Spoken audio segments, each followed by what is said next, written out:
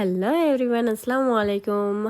আপনারা সবাই কেমন আছেন? আলহামদুলিল্লাহ আমরাও ভালো আছি, আর আশা করি আপনারা সবাইও ভালো আছেন। সো আপনাদের খুব খুব ওয়েলকাম আমার ব্লগে। সো আমি ওয়ান ডে স্কিপ করে দিয়েছিল, ব্লগ আমি করতে পারিনি, কেউ একটু ব্যস্ত ছিলাম ওই জন্য। আর দেখেন সবাই এই এক শিক্ষার কোনো টাইমই নেই, যখন সখন চলে আসে। সো আপনারা ভাবছেন যে আমরা এখন দুই বোনে কোথায় আছি। তো গাইজ, আমি আর আমার বোন যাচ্ছিলাম আমাদের অন্য ঘরে, যেটা আপনারা এই ভিডিওতে দেখতে পাবেন, আর আগের ব্লগেও আপনারা সবাই দেখতে পাবেন যে আমরা সেইখানে গিয়ে কী করেছি কী করিনি। সো 32-এ গাইজ বাইরেই থাকে। সো 32-এ দাঁত বার করতে করতেই আমরা হাইওয়ে রাস্তাটা পার করবো বলে আপনাদের আগে হাইওয়ে রাস্তাটা দেখিয়ে দিলাম। সো এইখানে এখন রাস্তা পার করতে চলেছিলাম আমরা। আমাদের বাড়ির গলির পেছনেই আমাদের অন্য বাড়ি, সেটাও আমাদের আর এটাও আমাদের। গাইজ, আমার আব্বার এক গাদা টাকা আছে, ওই জন্য আমাদের দুটো বাড়ি। সো একটা বাড়ি হচ্ছে একতলা আর একটা হচ্ছে দুতলা। সো এখন আপনারা গেলেই দেখতে পাবেন যে আমাদের ভুজ খলিফাটা কীরকম। সো এইখানে ফাইনালি মতলব পৌঁছেই গিয়েছিলাম। এই যে গাইজ দেখো, এইটা হচ্ছে আমার আব্বার। ইন্ডিয়ার মেন গেট খুলে ঢুকলাম এবার বাড়িতে।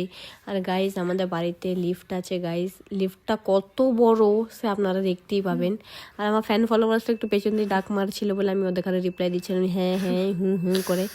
সো এই যে পেছনে বাঁদরটা থাকবি, হাসিটা এমন দিচ্ছে এমন হচ্ছে ওর একবার লাখ তারিফ হচ্ছে। সো এই কালো ফর্সা করতে করতে আমরা এখন লিফটে করে যাচ্ছিলাম 3rd ফ্লোরে। আর লিফটটাও আপনারা দেখতেই পাবেন গাইজ, খুবই ছোট, চুমকার মতো নেই। এই যে দেখে না করে মাথা পর্যন্ত। আর এই পেছন দিয়ে বাঁদরটা ছোট মেরেছে, ও চলে যাচ্ছিল। সো আমার তো কোনো তাড়াহুড়ো ছিল না, কারণ আমি তো এক নিকম্মা ফ্রি মানুষ, ওই জন্য আমি একদম ফ্রি যাচ্ছিলাম। আর জান্নাতের দরজাটা খুলে দিয়েছিল আফসানা, ওই জন্য চোখ মারামারি হচ্ছিল, কারণ আল্লাহ দিয়া রোদ অনেকই চোখে লাগছিল। দিয়ে ওইখানে একটা রুম বানানো আছে গাইজ, আমরা সেই রুমের ভেতরে চলে গিয়েছিলাম।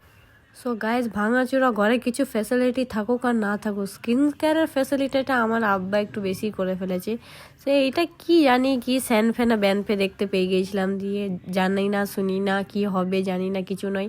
হ্যাঁ, কালো কালো হাতগুলোকে একটু ফর্সা করতে চলেছিলাম, যে যদি একটু কালো হাতগুলো ফর্সা হয়। আর ব্যাকগ্রাউন্ডস দেখতেই পাচ্ছেন গাইজ, একবারে মতলব আদানি আম্বানি বাড়ির মতনই। আমাদের কাজের লোক আছে অবভিয়াসলি, তার জন্য নয়।